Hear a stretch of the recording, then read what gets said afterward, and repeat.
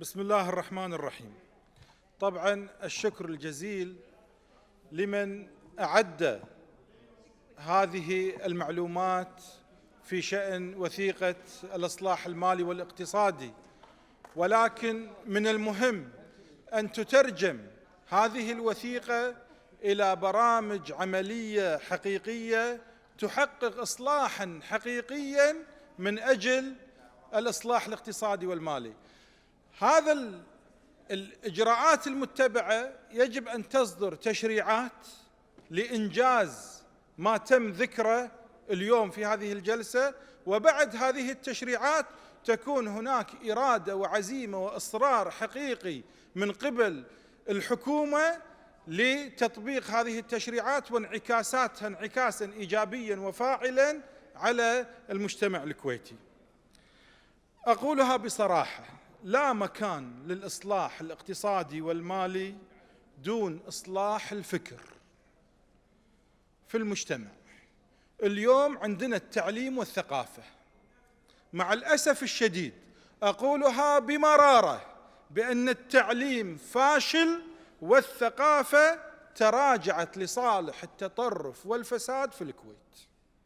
لذلك إذا أردنا أن نخطو خطوات إيجابية وجادة للإصلاح الاقتصادي يجب أن نصلح إصلاحاً فكرياً من خلال الثقافة والتعليم للمجتمع الكويتي. عندنا أزمات حقيقية، هذه الأزمات كما أن لها تأثيرات سلبية علينا يجب أن نستفيد أيضاً من تأثيراتها الإيجابية. يقول جلال الدين الرومي: إن جراحنا هي التشققات التي يدخل منها النور، لذلك أنا ممتن لكل جراحاتي. اليوم من يريد التغيير يجب أن يقدم التضحيات. المعاناة هي التي تصقل الشخصية المصلحة في المجتمع الكويتي. يجب أن نقتل الفساد الذي فينا أولاً، يجب أن نقتل الفساد عند السياسيين أولاً، وأيضاً لنجتمع جميعاً ونحارب الفساد الإداري في الجهاز الحكومي. يقول الفيلسوف الإمبراطور الروماني ماركوس أورليوس مؤلف كتاب التأملات إن أصعب شيء على العقل الإنساني هو انكفاء البديهيات. من أكبر المشاكل عندنا في المجتمع الكويتي إن اليوم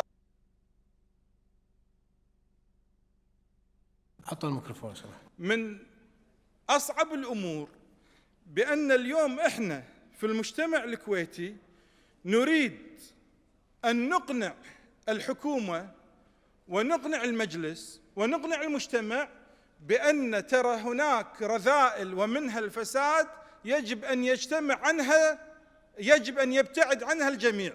إذا ما ابتعدنا عن الفساد، إذا ما طورنا نفسنا، ما طورنا مجتمعنا، لا يمكن أن نحقق تنمية اقتصادية وإصلاح اقتصادي.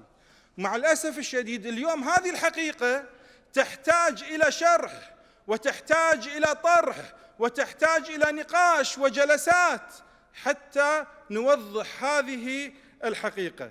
لذلك اليوم أنا أناشد المواطنين الشرفاء بأن المهمة عندنا في الكويت صعبة جدا، وعلى عاتقنا جميعا وعلى عاتق جميع الشرفاء يجب أن نستعيد المجتمع لجادة الصواب.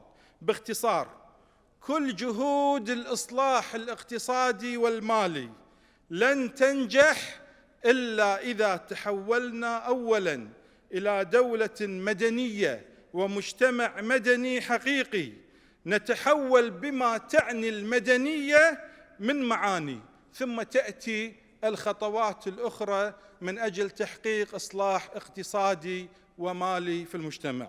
يقول الباري عز وجل في محكم كتابه الكريم: إن الله لا يغير ما بقوم حتى يغيروا ما بأنفسهم.